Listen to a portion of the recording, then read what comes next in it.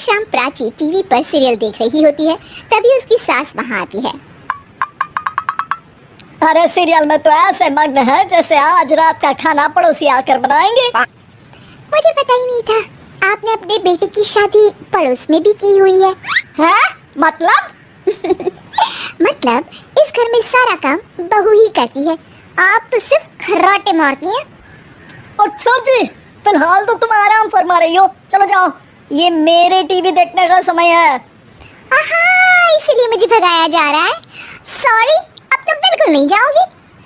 प्राची की इस बात पर दोनों सास बहू के बीच टीवी रिमोट के पीछे बच्चों जैसे छीना झपटी शुरू हो जाती है, जिसके बीच श्लोक भी काम से घर वापस आ जाता है।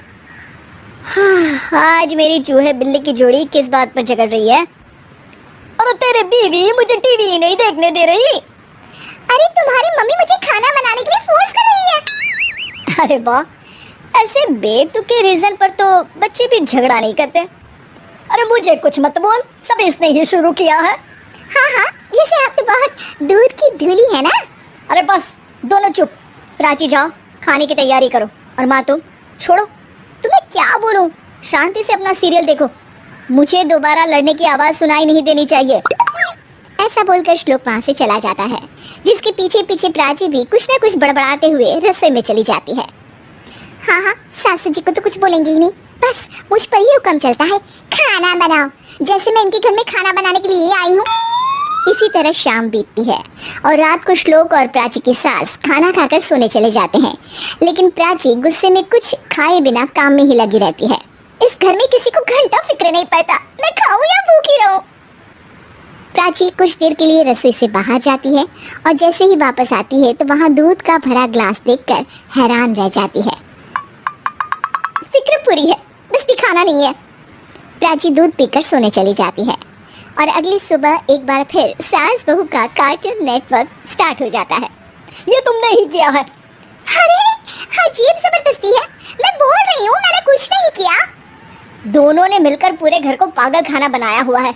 यहाँ कोई नॉर्मल इंसान तो रह ही नहीं सकता, इसीलिए अब पड़ोसी क्या रिश्तेदार भी घर आने से कतराते हैं।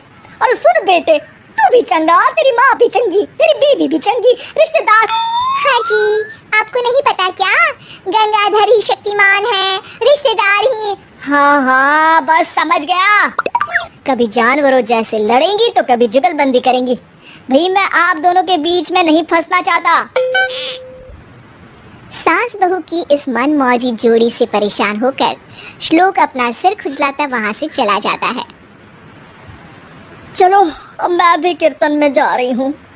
इस पर जैसे ही सास कमरे में अपना पर्स लेने जाती है तो वहाँ नाश्ते की प्लेट रखी देख मुस्कुराने लगती है और नाश्ता करके घर से बाहर निकलते हुए कुछ पैसे टेबल पर रख जाती है, जिसके कुछ देर बाद सिलेंडर वाला घर आता है। ओ मोरी मैया, मैं सिलेंडर के बारे में तो बिल्कुल भूल ही गई थी।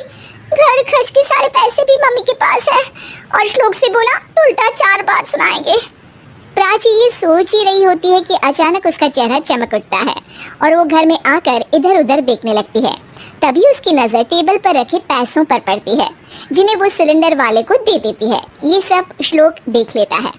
अच्छा बेटे, इतना बड़ा घोटाला, सबके सामने मैं तेरी दुश्मन और पीठ पीछे तेरी मेरी यारी। इस पर श्लोक एक प्लान बनाता है और शाम को सब एक साथ बैठे होने पर बोलने लगता है।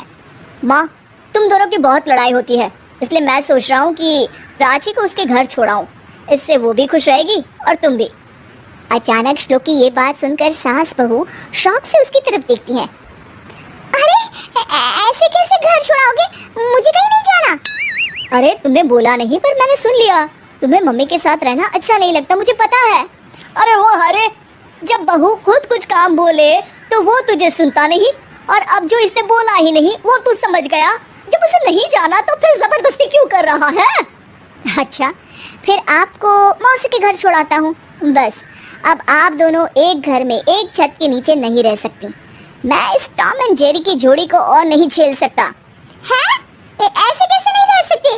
तुम्हें इतनी दिक्कत है तो तुम्हारा बोरिया बिस्तर पैक कर देती हूँ, लेकिन मम्मी जी कहीं नहीं जाएंगी। बिल्कुल यही सुनना था मुझे। अगर दोनों में इतना ही प्यार है फिर हर वक्त ये लड़ाई का नाटक क्यों करती हो? देखा मैंने कैसे माँ किचन में दूध रखती है और तुम उनके लिए कमरे में नाश्ता रखती हो, और कैसे वो पहले ही तुम्हारी दिक्कत समझकर घर में पैसे रखकर बाहर जाती है। अरे भाई, इतना ड्रामा तो डेली सोप में भी नहीं होता जितना तुम दोनों ने इस घर में फैलाया हुआ है। तू हमें टॉम एंड जेरी बोलता है ना, तो याद कर वो दोनों भी एक दूसरे को बाहर वालों की बुरी नजर से बचाने के लिए हमेशा सबके सामने लड़ते थे, लेकिन अकेले में दिक्कत के समय मदद भी तो करते थे। बस हमारा रिश्ता भी कुछ ऐसा ही है। और वैसे भी अगर सास बहू में तू मैं नहीं होती तो दुनिया वालों को कहानियां कैसे मिलेंगी?